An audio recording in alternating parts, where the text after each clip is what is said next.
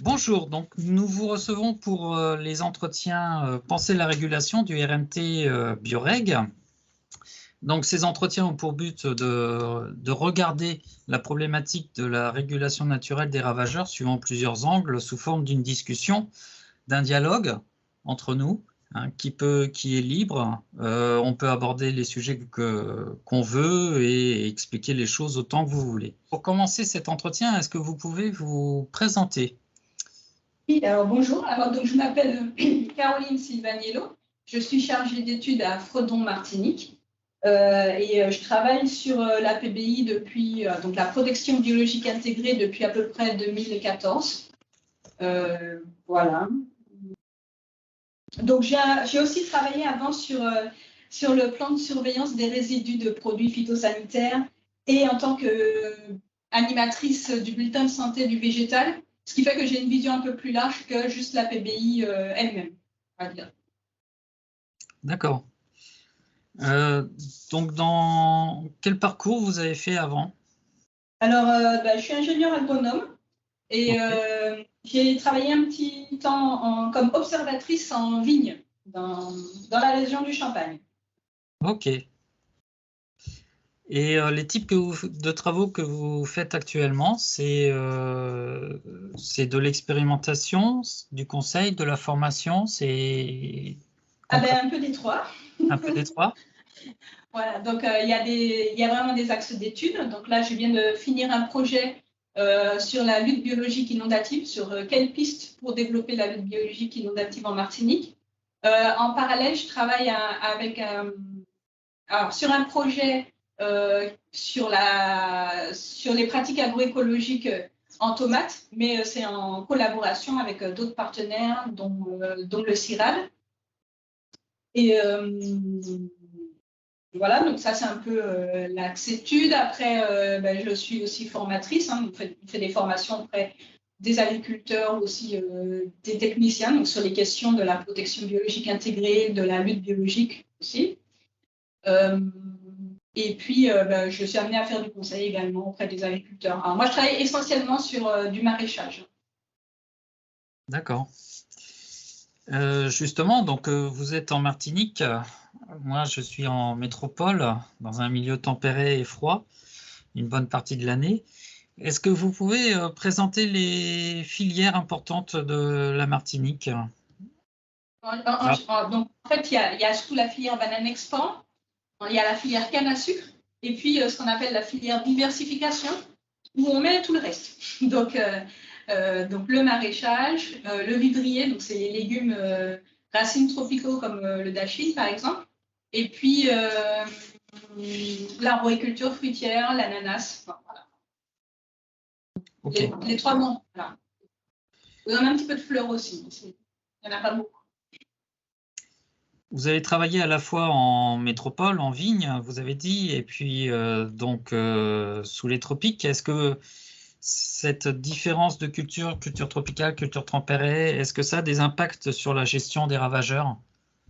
Alors ça, c'est sûr et certain, puisqu'en fait, la principale différence, c'est que en milieu tropical, on ne dispose pas, j'allais dire, d'un hiver qui stoppe les cycles et qui les remet à zéro. Donc, on a des ravageurs vraiment toute l'année, même s'il y en a un petit peu moins pendant la saison où il pleut le plus, comme ils préfèrent quand même les temps plus secs. Mais on a quand même des ravageurs toute l'année. Donc, on n'a pas, par exemple, si vous voulez, de génération 1 chaque année, quoi. Nous, on a des générations tout le temps, des générations d'insectes. Mais on a des auxiliaires tout le temps aussi, du coup. On a des auxiliaires tout le temps aussi, c'est vrai.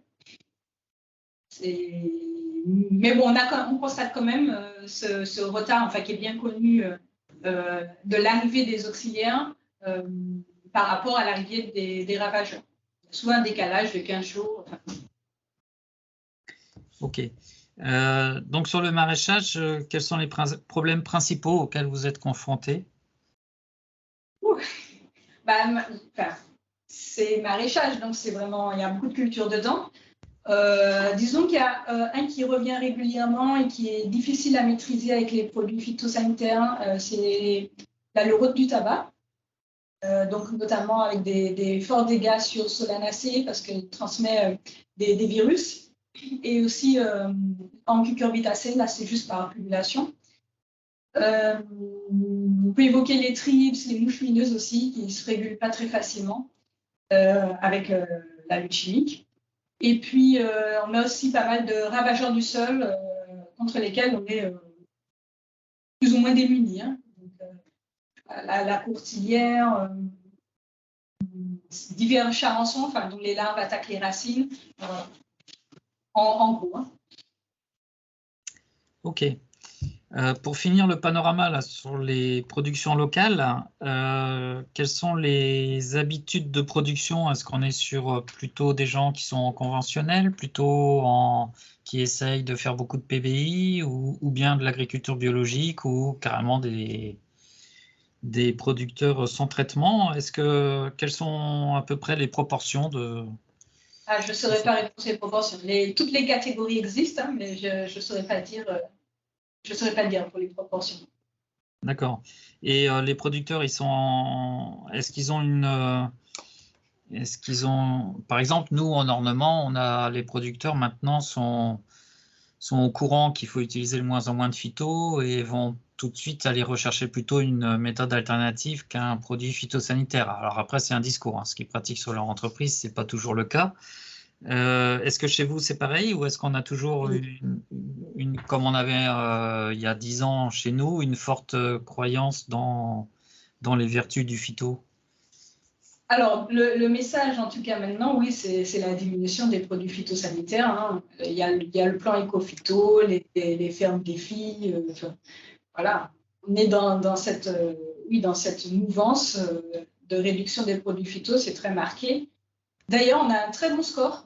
Enfin, je crois que j'ai entendu ça au COSDA, au Comité d'orientation stratégique, il n'y a pas longtemps. Donc, je crois qu'on a une réduction de 43% d'utilisation des pesticides. Très bon score. Je crois que c'est en 10 ans, quelque chose comme ça.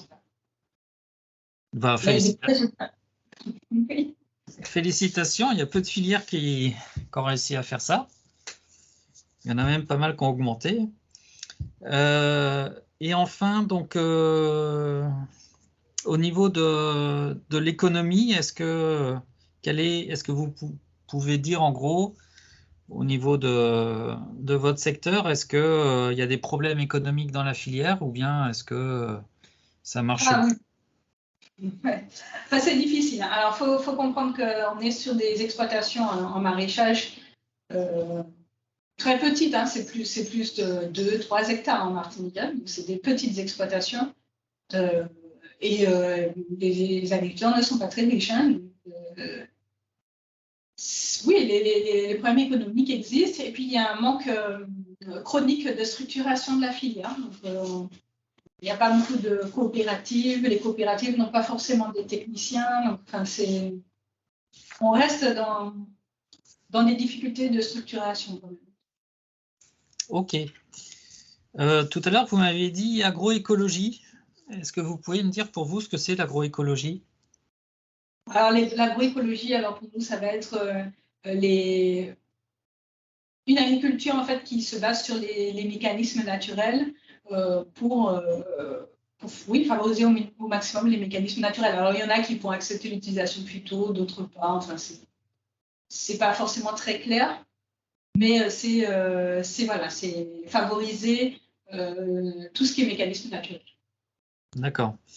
On entend beaucoup parler aux Antilles du scandale du chlordécone. Je sais pas, je pense que la Martinique est aussi touchée. Est-ce que ce scandale, ça a été un déclencheur pour réduire les phytos ou pas? Ou les producteurs, ou c'est un fort impact sur la population civile, mais les producteurs sont pas très sensibles? Et je pense que les producteurs sont très sensibles et oui, ça fait partie des choses, des choses qui favorisent l'essor d'une production avec le moins de phyto possible. Oui, c'est sûr. Parce que jusqu'à maintenant, on fait des analyses de chlordécone pour les agriculteurs, mais aussi pour les particuliers. Enfin, c'est quelque chose qui est toujours d'actualité. Hein. Oui, bah oui. Puis apparemment pour longtemps, vu la persistance de cette molécule. Oui, voilà. Oui. Donc agroécologie, alors avec ou sans phyto, du coup, est-ce qu'on peut produire sans phyto? Est-ce que c'est possible en Martinique de faire une production de, je sais pas, tomates sans utiliser de phyto? C'est possible, mais je ne veux pas dire que ce serait un peu la roulette russe, mais ça peut être difficile et le rendement risque d'être pas très bon. Donc après, il faut voir si on arrive à avoir une production qu'on va pouvoir rentabiliser derrière, parce que c'est quand même beaucoup d'investissement de la culture de la tomate. C'est possible, mais est-ce que les résultats seront bons? Ça, c'est quelque chose qu'on ne maîtrise pas forcément, parce que ça va dépendre de si, à la limite, si on a eu de la chance. Voilà. Est-ce qu'on a eu une forte arrivée d'Alerone ou pas? Est-ce qu'on a des noctuels ou pas? Enfin, c'est encore compliqué. Hein. Mais il y a beaucoup de producteurs, enfin, dans ceux qui ne veulent pas utiliser de phyto, qui vont avoir recours alors à plus des produits comme le savon noir pour essayer de maîtriser ou de stopper les, les pullulations, enfin, avant que ce soit une pullulation. Dans les prises de décision pour appliquer un produit phytosanitaire, est-ce que les auxiliaires, la régulation naturelle, en gros, est-ce qu'elle est prise en compte par les agriculteurs et par les conseillers, ou bien est-ce que c'est plutôt mon niveau de ravageur est trop important, du coup je traite? Est-ce qu'il y a un réflexe d'aller voir les auxiliaires? Alors, j'aurais du mal à répondre pour la majorité des personnes. Je sais qu'il y a, de ce que je connais, c'est majoritairement quand même le niveau de ravageur et pas forcément d'observation sur les auxiliaires. Ou à des observations d'auxiliaires qui ne vont pas forcément déclencher à j'attends un petit peu. D'accord. Mais il y a aussi encore beaucoup de travail à faire sur l'observation elle-même. On a encore des agriculteurs aussi qui utilisent, sont plus sur un plan, je veux dire, systématique. Je suis à tel stade, je fais tel traitement. Oui. En parlant des auxiliaires, vous avez les mêmes auxiliaires qu'en métropole, ou bien ils sont différents? Alors, on a des auxiliaires communs et il y en a d'autres qui sont moins bien connus. Alors, je sais pas, on a des coccinelles, on a des chrysopes, on a des parasitoïdes. Enfin, on va retrouver grosso modo une chose. Après, on a peut-être un peu plus de mouches prédatrices, mais on ne connaît pas bien parce qu'effectivement, on est en retard en fait. Parce qu'on connaît des fois nos auxiliaires à travers ce qui est connu au niveau international et pas forcément tout ce qu'il peut avoir comme auxiliaire ici. Et quand on les connaît, enfin, quand on a été voir ce que c'est, on ne sait pas forcément quelle contribution ils peuvent amener à la régulation naturelle. Parce que c'est des espèces, mais derrière, il n'y a pas de bibliographie. Quoi.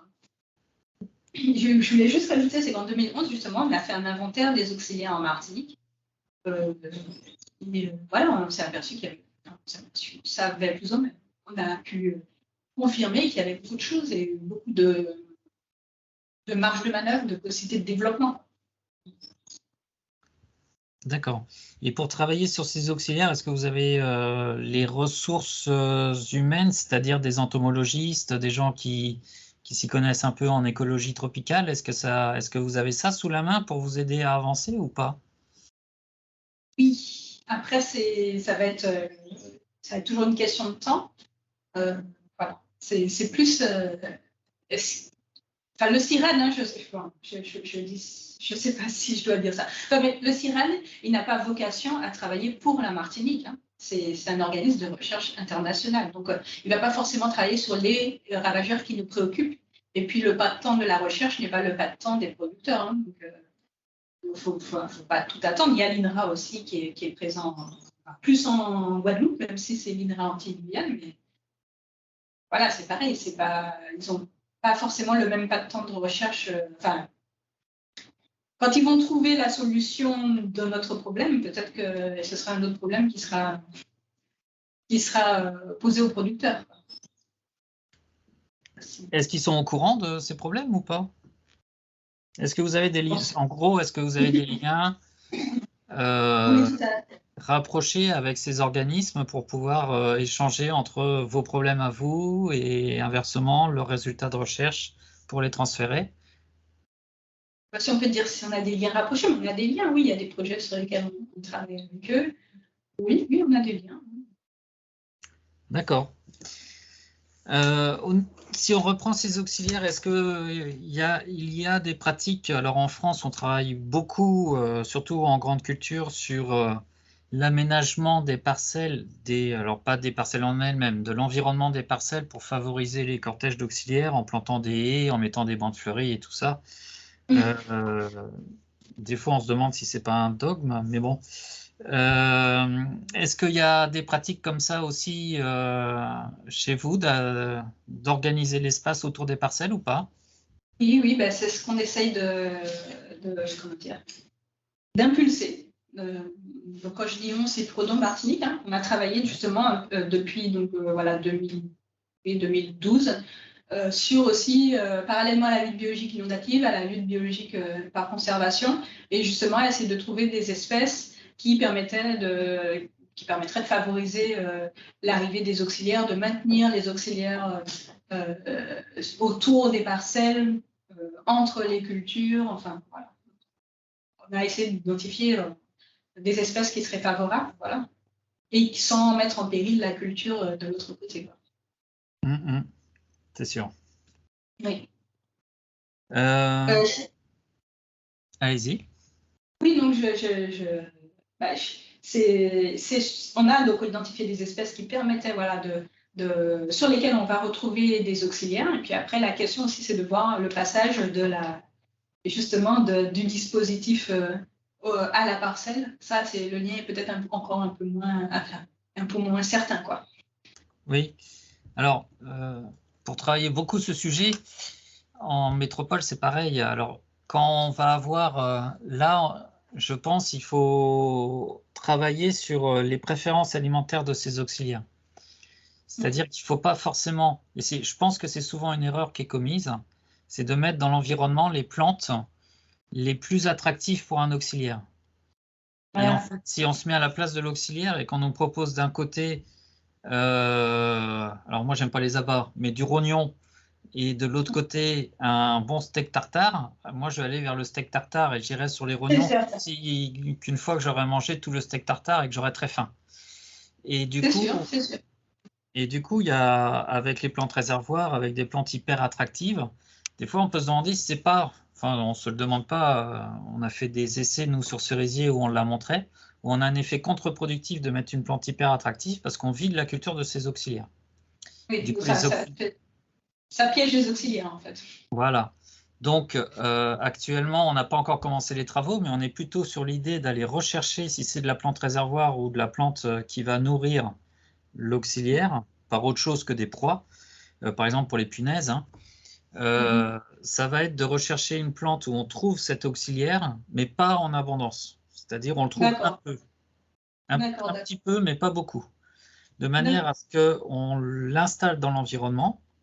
Et quand on change de culture et que là, il y a les proies qui commencent à arriver sur la culture, il y a une migration. Parce que du coup, ils préfèrent les proies de la culture que la plante qu'on lui donne.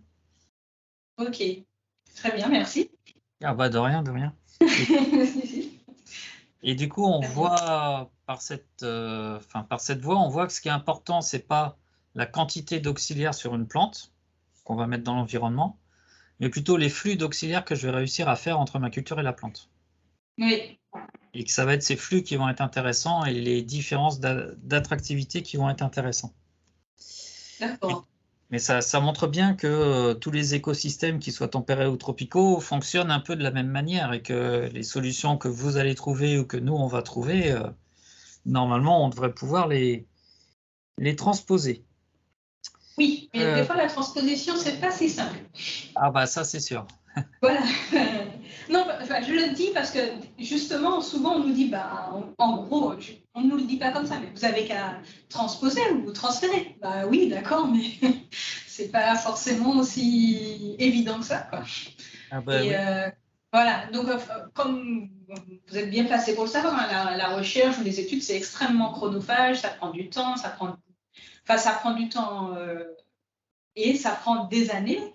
Et c'est difficile en fait de bien orienter le peu de temps qu'on a sur la bonne chose pour pouvoir avancer puis proposer des choses concrètes après aux producteurs. C'est un peu notre problématique. C'est clair. Moi, je suis partisan dans les essais de mettre, quand on travaille sur la biodiversité, l'agroécologie, la biodiversité, il y a un piège souvent, je pense, c'est de vouloir tout mesurer.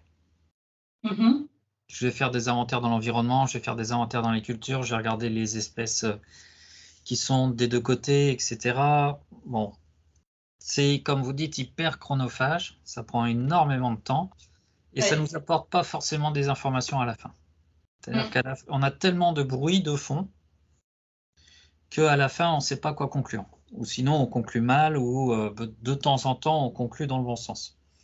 Moi, je suis partisan d'avoir des filtres, c'est-à-dire d'aller voir ce que ça change là où ça m'intéresse. C'est-à-dire d'aller voir ce que ça change, si on a des foyers de pucerons, par exemple, d'aller voir ce que ça change dans les foyers de pucerons. Et du coup, je n'ai pas besoin d'aller faire l'inventaire dans l'environnement. Je sais que dans l'environnement, dans une modalité, j'ai la plante A, dans la deuxième modalité, j'ai la plante 2, et après, je regarde dans les foyers de pucerons s'il y a des différences ou pas de cortège d'auxiliaires. Et là, du coup, le cortège d'auxiliaires est beaucoup plus faible à regarder et beaucoup plus facile à interpréter. Oui, je suis d'accord avec ça. On est amené de toute façon à réduire le temps d'observation au minimum, et donc il faut bien effectivement focaliser sur ce qui est important, quoi. On ne peut pas tout analyser après derrière, même si on ramène la donnée, on n'en fait rien, on s'en est rendu compte. On peut ramener énormément de données et ne pas savoir les exploiter, donc oui, il faut mieux se focaliser sur des choses très précises, des fois. Oui, des fois, ok. Est-ce que pour vous, la pratique du bio, c'est la panacée, c'est ce qui va sauver le monde?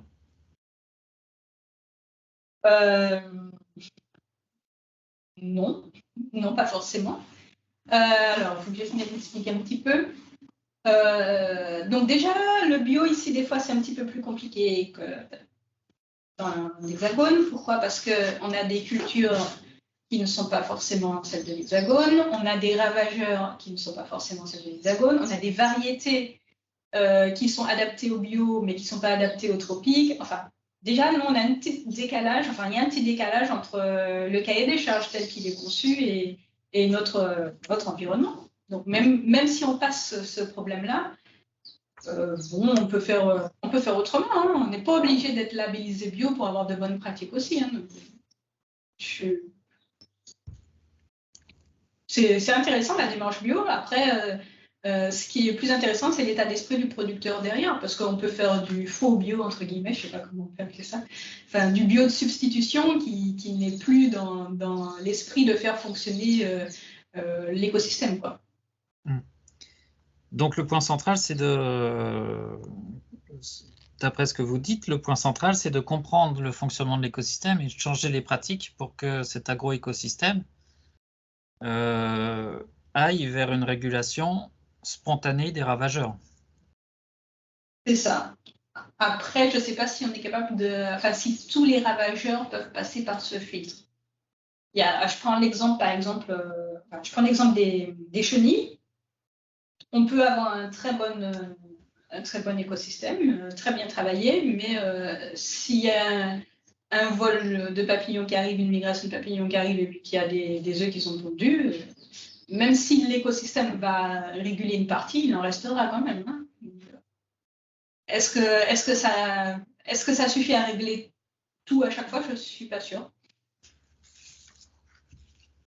Est-ce qu'on veut tout régler à chaque fois ou contenir les ravageurs? Oui, alors on n'est pas obligé d'arriver à zéro, mais des fois, on a quand même des populations très importantes qui ne sont pas du fait des pratiques de l'exploitant. C'est-à-dire qu'il est dans un environnement et si dans l'environnement, on travaille très différemment de lui, ça peut aussi lui amener des problèmes.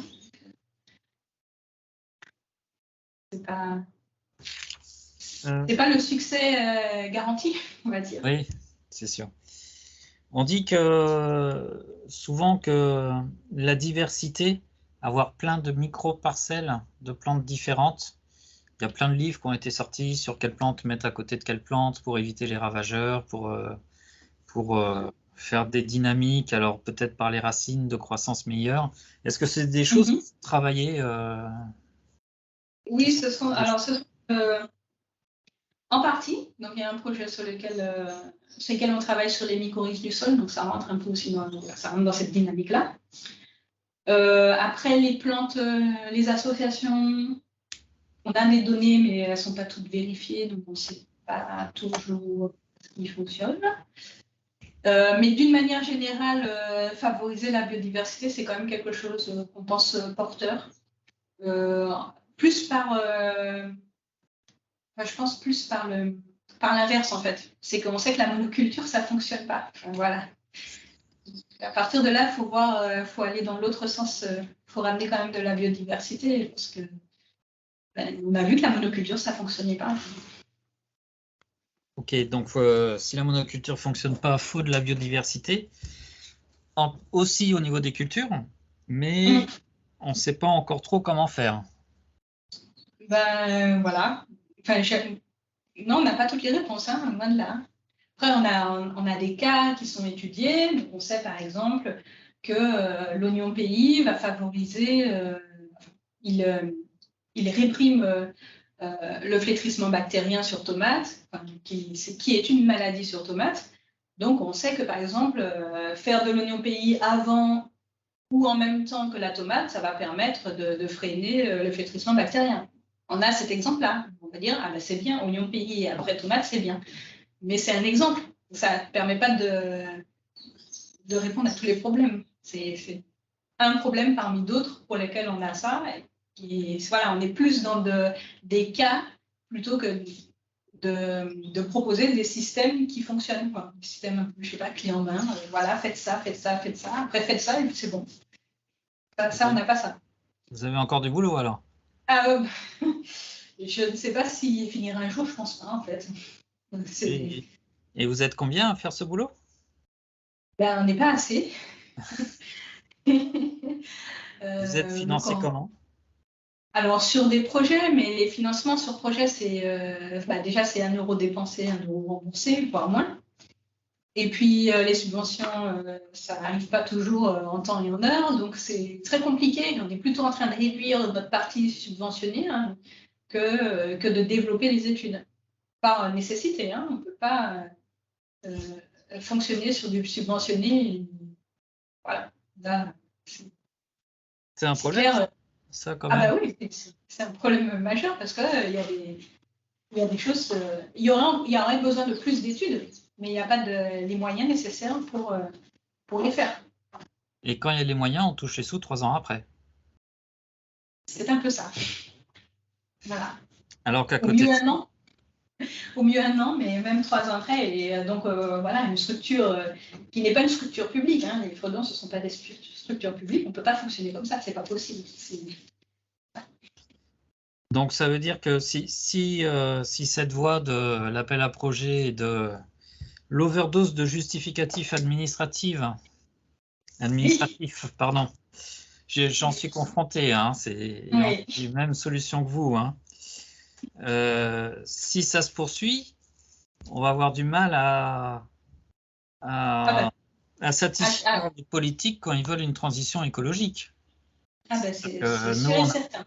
Nous, on n'aura pas les réponses et les agriculteurs, eux, il faut quand même qu'ils produisent. Donc, ils vont aller vers les réponses disponibles qui ne vont pas être la biodiversité. C'est ça. Donc, il faut faire de la révolution administrative.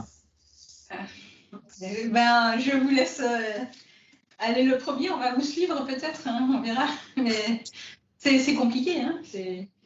C'est sûr que c'est un problème. C'est très compliqué, oui. Et quand on pose des questions, il n'y a jamais personne qui est responsable des appels à projets, des fonctionnements et tout ça. Mais bon. Au niveau de la production, donc, est-ce qu'il y a des aides de la région, du département, de l'État, de l'Europe? Est-ce que les agriculteurs touchent des aides pour aller vers moins de phyto et plus de méthodes alternatives? Alors, je sais qu'il existe des aides, c'est sûr. Bon, par exemple, en Asie. Après, on a des petits soucis localement pour mettre en place des MAE, donc ça ne nous aide pas beaucoup. Et ce qu'il faut comprendre, c'est comme je vous disais, c'est qu'on est très peu structuré. Donc, il n'y a pas vraiment d'OP qui va aller porter des choses administratives. Et puis, pareil, c'est des petits producteurs. Donc, pour eux, aller faire les démarches qui s'imposent pour récolter une aide, je ne sais pas moi, de 200 € à l'hectare alors qu'ils en ont 2, est-ce que vraiment ils vont faire tout ça? Enfin, en général, ils ne le font pas. Hein. Les petits producteurs, en général, ils passent à côté des aides. Peut-être celle qui fonctionne, peut-être c'est celle du POSEI, parce que c'est une aide sur la production, sur le rendement. Mais bon, on sait que les aides au rendement, elles ont aussi leur travers. Ce qui fait qu'on va sur certaines productions et pas sur d'autres qui font moins de tonnage. Enfin. Donc les aides, je pense qu'elles ne sont pas forcément très adaptées à la situation et elles ne sont pas elles sont pas utilisées à 100%. Quoi. C'est un problème, hein, effectivement. Encore. Que des problèmes. Est-ce qu'il y a des volontés politiques localement pour changer les choses ou est-ce que ça reste dans les dispositifs classiques d'État, d'éco-phyto, BSV, etc. Ou est-ce qu'il y a des démarches volontaristes? Très honnêtement, j'en sais rien. Et après, là, je suis désolée, c'est que je suis une personne assez centrée sur le technique. Et du coup, il y a plein de choses économiques et politiques qui me passent complètement à côté. C'est pas bien, hein, c'est pas professionnel, mais voilà, c'est la réalité en tout cas. Donc, je sais pas s'il y a des velléités fortes au niveau politique. Ce que je sais, c'est que pour le moment, on n'est pas encore au stade solution. Ok. Vous nous avez parlé au tout début d'un projet, je ne sais plus quel est son nom, où vous avez travaillé sur des lâchers inondatifs d'auxiliaires. C'est ça. Alors, donc, en fait, c'est Frodon Martinique qui a commencé en fait, la lutte biologique inondative à partir de. Enfin, le projet a commencé en 2014. Donc, il y a eu un projet 2014-2016, après un autre 2017-2019. Et puis, là, le dernier, c'était sur comment développer d'autres auxiliaires ou d'autres usages. Donc, en fait, on a pu mettre en place, hein, pour donner le résultat brièvement, on a un élevage donc, de trichogrammes pour parasiter donc, les œufs d'une chenille sur cucurbitacée, la pyrale des cucurbitacées, et puis un élevage de chrysopes dont l'usage vraiment agricole n'est pas encore bien ficelé. Voilà. Et ce sont des espèces locales. Oui, tout à fait, oui. Des espèces qu'on a prélevées, multipliées. On a un petit élevage de mythes de la farine afin de nourrir nos auxiliaires et puis de faire les papillons, les parasites se reproduire. Et vous vendez ces auxiliaires du coup aux agriculteurs? Voilà, alors ils sont disponibles, mais ils ne sont pas très vendus malheureusement. Disons que ça marche techniquement sur les parasites sur la pyrale des cucurbitacées. Techniquement, c'est un succès, ça fonctionne. Mais commercialement, non, ça ne fonctionne pas. Donc, les agriculteurs ne choisissent pas cette solution parce que soit ils sont dans l'agroécologie et donc à ce moment-là, ils disent nous, on n'a pas besoin. Quand on a un système bien équilibré, on n'a pas des gravages conséquents qui fait qu'on va pouvoir acheter ce dispositif, c'est pas utile. Et puis quand ils sont dans plus le conventionnel, ils utilisent des phytos. Donc ils peuvent essayer de ne pas utiliser les phytos pour la chenille, mais comme ils vont utiliser les phytos pour le trips, la lorode, le mildiou, nos auxiliaires ils peuvent pas tenir ça. Donc en fait on n'a pas de comment dire, on n'a pas de marché. Donc pour avoir du marché, il faut interdire les phytos.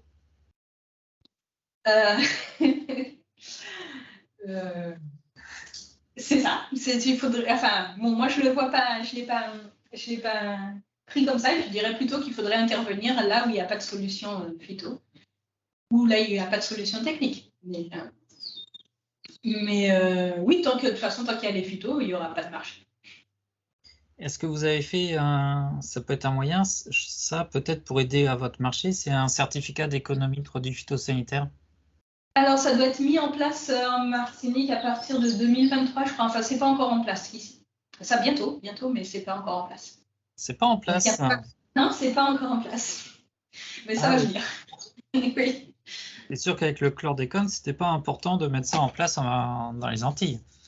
Donc ça va venir, mais comme je vous dis, souvent il y a un petit délai entre ce qui se fait dans l'Hexagone et ce qui se fait ici, il y a souvent un petit délai. La politique, des fois, est surprenante. Oui.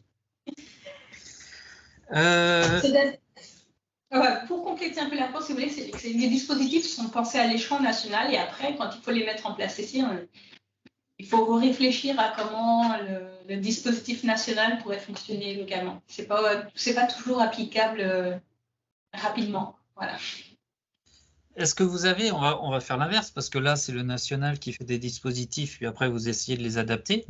Est-ce qu'à l'inverse, vous avez des dispositifs ou des fonctionnements ou des choses comme ça qui marchent bien et qui pourraient être transposés au national? Vous voulez dire des dispositifs, comment dire, politiques, techniques? Alors, politique, technique, organisationnel. Alors, j'ai compris qu'organisationnel, pas trop, mais politique ou technique? À ma connaissance, non. Non? Ah, mince. Oui.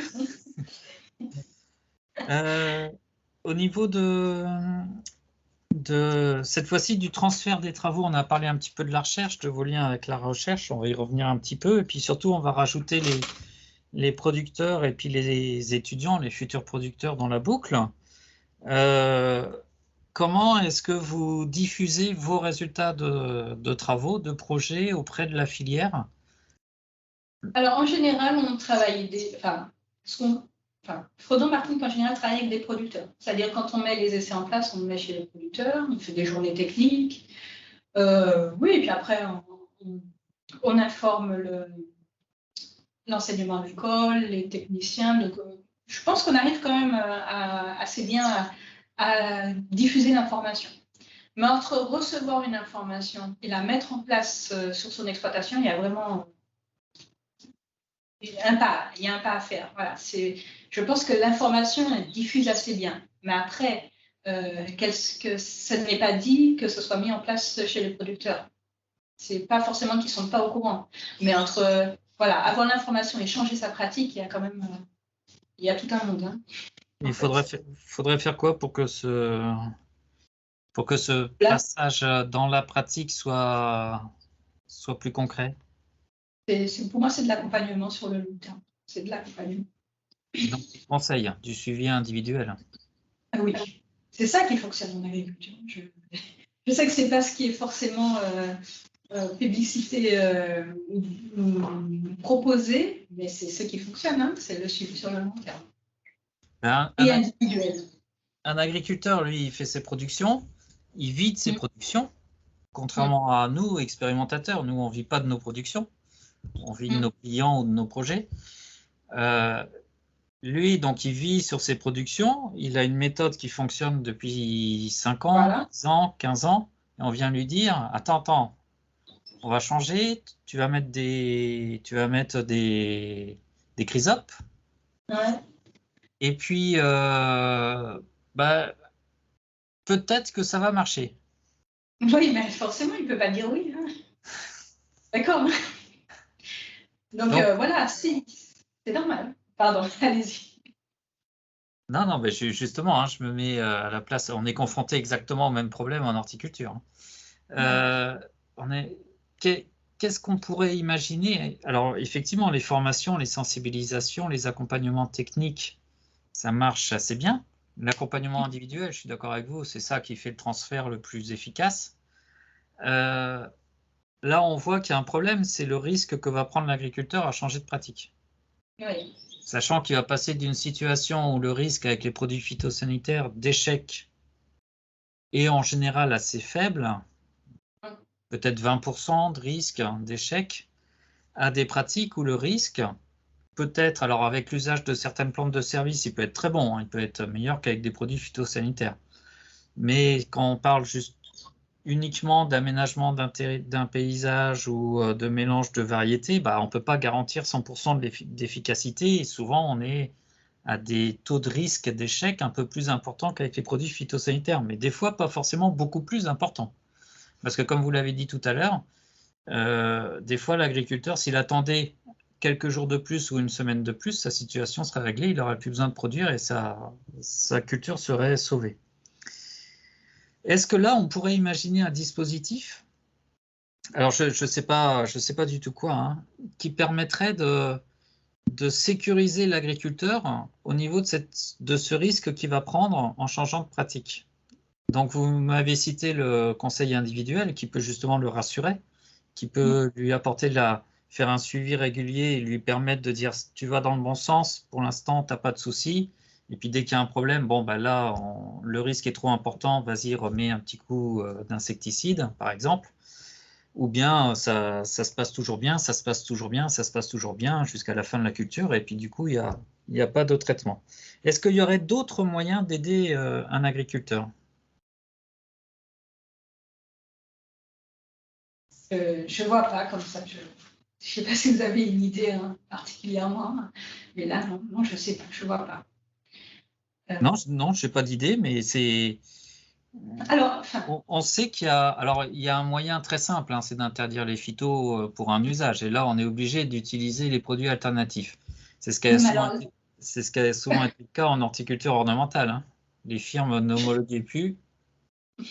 Non, là, j'aimerais vous arrêter comme une minute parce qu'on a déjà beaucoup de problèmes d'usage orphelin ou d'usage mal pourvu en Martinique. Alors là, c'est les agriculteurs qui vont faire une révolution. Là. Je ne suis pas sûre qu'ils soient derrière vous sur cette idée-là. Hein. Et on n'aura pas forcément de solution à leur proposer. C'est ça. Déjà, nous, on n'a pas de solution pour tout. Hein. Il y a des choses sur lesquelles on n'a pas de solution. Et là, est-ce qu'on va jusqu'à mettre la production en péril? C'est ça la question. Quand je dis la production, je veux dire la filière, en fait. Ouais. Je sais pas. Alors, en filière ornementale, quand il y a eu la réforme en 94, je crois, avec une application un peu plus tard, du règlement européen sur les produits phytosanitaires, il y a eu énormément de produits interdits. Et les firmes derrière ont réhomologué de nouveaux produits, ont soutenu des anciens produits existants. Et ça a été beaucoup le cas dans beaucoup de filières, dont le maraîchage, et très peu en horticulture ornementale, parce que le marché était trop petit et que la somme était trop importante. Ce qui fait que pour certaines plantes et certains ravageurs, on s'est retrouvé en impasse technique. Alors on a appelé ça impasse technique. D'ailleurs, c'est marrant les noms, parce qu'impasse technique, ça veut dire qu'il n'y a pas de phyto qui marche. Oui, c'est ça. Or, ça veut dire que toute la technique se résume à l'usage d'un produit phytosanitaire. Oui, c'est un constat qui est vite fait. Et du coup, la filière horticole, dès les années 2000, a été... il y a eu beaucoup de travaux qui ont démarré. Alors au début sur l'usage d'auxiliaires sous serre, l'usage de produits alternatifs, et puis après on est passé à l'extérieur et tout ça. Ce qui veut dire que quand on a... Alors je disais en blaguant, hein, il suffit d'interdire les phytos, c'est sûr que c'est beaucoup plus compliqué que ça. Mais là on voit qu'il n'y a pas eu une interdiction légale des phytos, c'est les firmes qui ont dit moi le marché il est trop petit donc j'y vais pas, donc hop, plus de produits phytosanitaires disponibles. Et là les producteurs ont été obligés de trouver une alternative. Et sans aide d'État. C'est que les instituts techniques et puis les chercheurs qui ont trouvé des solutions, puis aussi des agrofournisseurs, mais là de produits alternatifs. Donc, c'est pour réfléchir que je dis ça, hein, mais si on imagine la même situation, il y a des politiques là, il y a eu les élections présidentielles il n'y a pas longtemps, il y en a un qui est arrivé pas très loin de la deuxième place, qui dans son programme disait « moi j'interdis les phytos ». Enfin, j'interdis le glyphosate, et puis après, on verra pour le reste. Là, il est dans cette optique-là. il dit si on attend les alternatives, ça va mettre 20 ans, avec les lobbies, ça va mettre 30 ans, et puis de toute façon, il faut le faire. Donc il dit autant le faire maintenant, puis comme ça accélérera les choses. En gros, c'est son raisonnement. Bien sûr, ça fait des risques énormes pour les producteurs. Donc les producteurs, c'est sûr, si on ne leur montre pas une alternative chimique ou alternative, il ne va pas être d'accord, lui. Mais on voit bien que ce qui fait que cette transition ne va pas se faire très facilement, c'est à cause d'un risque économique. Oui. Alors si ce risque économique, il est pris en charge par quelqu'un, à ce moment-là, c'est peut-être plus facile pour l'agriculteur de tester de nouvelles pratiques. Après, libre à lui de continuer à les appliquer ou pas.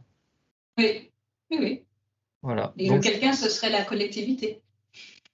Alors, ça peut être la collectivité si on estime que, par exemple, le glyphosate pose un problème de santé publique à cause des eaux.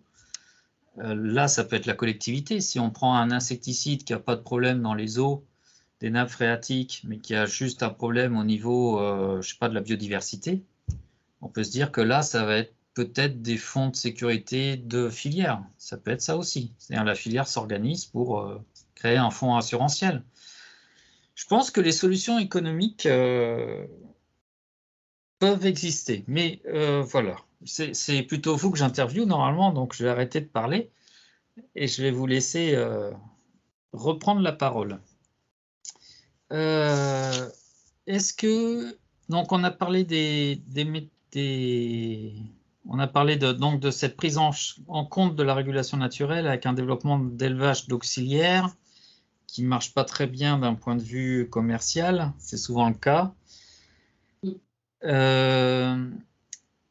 Est-ce que vous voyez au sein de la filière, j'en ai déjà un petit peu parlé, mais je vais revenir un peu dessus. Est-ce que vous avez des questions d'agriculteurs lorsque vous faites votre conseil individuel ou des formations? Est-ce que vous sentez que les agriculteurs sont suffisamment sensibilisés et sont demandeurs pour changer des pratiques, pour quelle plante je dois mettre là pour que ça marche mieux? Oui, globalement, oui. Ils sont demandeurs d'informations, ils sont prêts à faire certains efforts, mais voilà, il y a la question du risque derrière, et la question en fait aussi de remettre, enfin ça remet aussi en cause en fait le système, hein, puisqu'il ne s'agit pas juste comment dire, d'arrêter les phytos. Il y a des pratiques, notamment tout ce qui est prophylaxie, qui méritent d'être renforcées. Et il y a tout l'aspect rotation, assolement qui mérite d'être étudié de façon plus approfondie, de façon à faciliter la diversité. C'est pas... En fait, il ne s'agit pas juste d'arrêter les phytos, et c'est peut-être des fois ce qui n'est pas forcément compris. C'est un ensemble. Oui, voilà, c'est un ensemble. C'est le système qui a retravaillé. En fait. Ça rejoint un peu l'idée que le bio, c'est pas la panacée. C'est-à-dire que si on ne change pas l'ensemble du système, eh ben, on n'arrivera pas aux objectifs qu'on s'est fixés.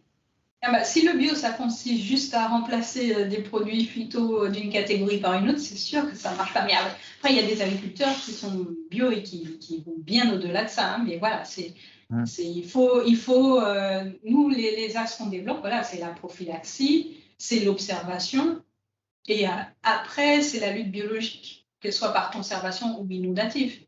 Mais en premier cas, la prophylaxie avec tout ce qui est réflexion de comment je fais pour ne pas avoir le problème sur mon exploitation, ne pas avoir ce type de problème. Donc, voilà, la prophylaxie et l'observation. Et ça, c'est des choses qui, comme ce sont des systèmes, en tout cas au départ, hein, je pense qu'ils sont, qui demandent à être menés assez finement. S'il n'y a pas des observations régulières, ça risque de, comment dire, il risque d'avoir des échecs, des mauvais résultats, en particulier des choses que l'agriculteur ne verra pas venir et qui vont être après, on ne voudra plus essayer. Donc il faut, voilà, j'ai envie de dire, il faut revenir aux bases de l'agronomie parce que, voilà, c'est un peu ça. Ok, je vois ce que vous voulez dire. Et ces agriculteurs-là qui sont bien avancés, qui ont cette réflexion globale sur leur système de culture, qui arrivent à s'en sortir, est-ce qu'ils communiquent avec leurs voisins? Est-ce que l'information circule facilement au sein Bah, de ce groupe de producteurs? alors, entre eux, oui, Entre eux, oui. mais est-ce que les producteurs qui n'ont pas ces pratiques vont les entendre? Pas forcément. Ils ont plutôt tendance à se dire, mais ça c'est parce qu'il fait une petite production, mais ça ne marcherait pas si moi je faisais la même chose. Ah, Voilà. ils sont têtus. Il y a Oui, oui, bah, il faut prendre le risque et voilà.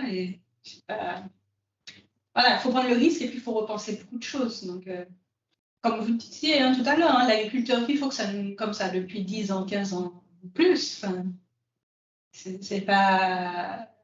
Enfin, c'est pas évident, surtout que c'est pas une petite chose qu'il faut changer, c'est de gros bouleversements. Quoi. Voilà, on parle vraiment de transition.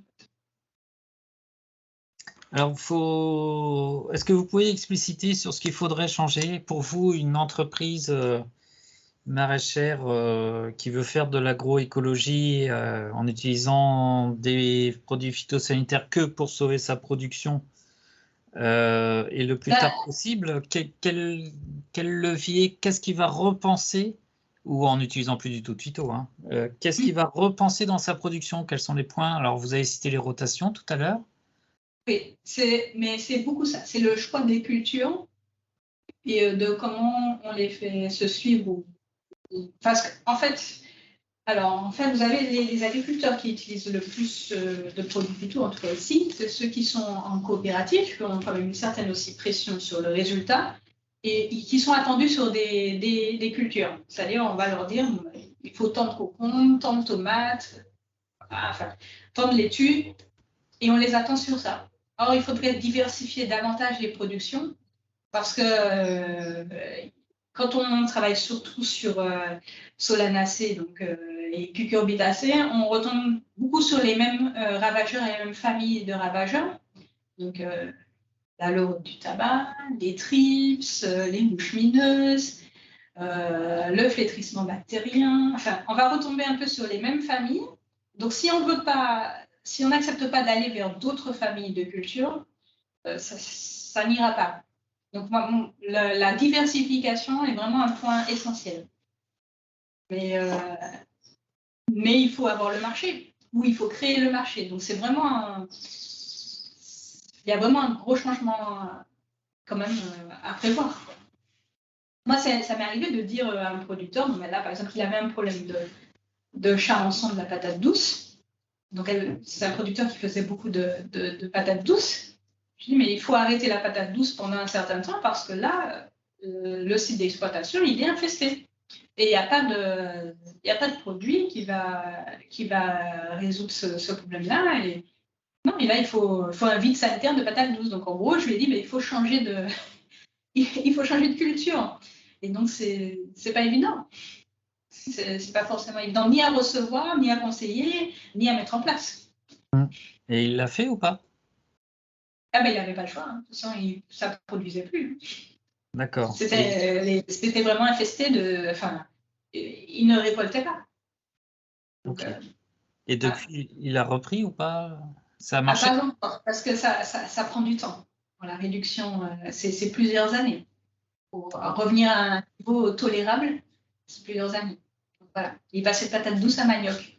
C'est pas vraiment ce que je voulais, parce qu'en fait, il est passé de l'un à l'autre et il n'y a toujours pas de diversité. Mais bon, voilà. J'espère que ça va tenir quelque temps. Mais j'ai quand même eu un sentiment que mon message n'était pas complètement passé. Quoi. Ah ben, il a raté la patate douce déjà. Oui, bah, il y reviendra dans quelques années. Mais est-ce qu'il arrivera à se dire, voilà, je fais, mais je ne mets pas tout mon site de production toute l'année, quoi. C'est pas ça. Oui. Et donc ça, pour moi, c'est le changement principal, c'est d'avoir vraiment plus de diversité cultivée au sein des exploitations. D'accord. Vous avez des projets là-dessus? Ou des envies de faire des projets là-dessus? Alors, pas tout de suite. qu'il y a des projets en cours. Et comme je vous disais, on est plus dans une dynamique de réduction des études qu'autre chose. Et puis, il y a une collègue qui travaille déjà dessus. Alors, même si sa porte d'entrée, c'est les mycorhizes du sol, mais elle travaille dessus quand même. D'accord. Donc, problème complexe. Ah oui. Avec des solutions pas simples à mettre en œuvre et avec de multiples implications. Aussi, juste pour amener un peu de l'eau à votre moulin sur l'interdiction des produits phyto, vous avez un cas encore plus grand, enfin plus important, enfin plus gros que l'horticulture, c'est Cuba. En fait, Cuba qui a eu donc l'embargo et ils ont développé plein de choses en agroécologie. Ils ont développé les auxiliaires, ils ont développé le compostage, ils ont complètement... ils ont dû faire une transition et effectivement, c'était une transition au départ forcée. Voilà. Il n'y a pas d'émission pour aller voir comment ils ont fait? Il y a eu un projet sur ça, du CIRAD, qui s'appelle Des Vagues, si vous voulez chercher sur ce point-là. Mais des émissions, je ne sais pas. Mais bon, c'est quelque chose qui est quand même un peu connu. D'accord. On essaiera de mettre le lien sur le site du RMT. Voilà. Et puis aussi, si vous avez des liens à nous communiquer sur vos projets, on les mettra avec plaisir sur le site du RMT aussi. D'accord. Ok, merci. Est-ce qu'on va conclure? Est-ce que vous avez des points à rajouter? Est-ce que vous avez des choses essentielles que vous voulez dire? Il y a un petit point que on en a parlé, mais voilà, c'est au niveau du conseil, vraiment au niveau pour les conseillers agricoles, en tout cas en Martinique, et je pense que c'est valable dans d'autres domaines, on nous demande de conseiller les agriculteurs pour qu'ils aillent vers moins de produits phyto, mais on n'a pas forcément les solutions, les packages qui fonctionnent. Et donc, c'est-à-dire que j'ai le sentiment, alors je ne sais pas si c'est valable partout, mais en fait, le réseau défi, tout ce qui est le plan éco-phyto, c'est beaucoup du transfert. Mais des fois, on n'a rien à transférer. J'exagère un peu, mais je veux dire, on n'a pas suffisamment de choses à transférer pour être opérationnel. Voilà. Je ne sais pas si ça vous parle, ce que je dis. Si, ça me parle bien. Eh bien, merci. Est-ce que vous auriez, pour un étudiant en agronomie, dans une école quelque part en France, qui souhaiterait s'investir dans l'agriculture et dans sa transition, est-ce que vous auriez des conseils à lui donner? En agronomie pour devenir conseiller, chercheur ou plutôt pour devenir producteur? N'importe.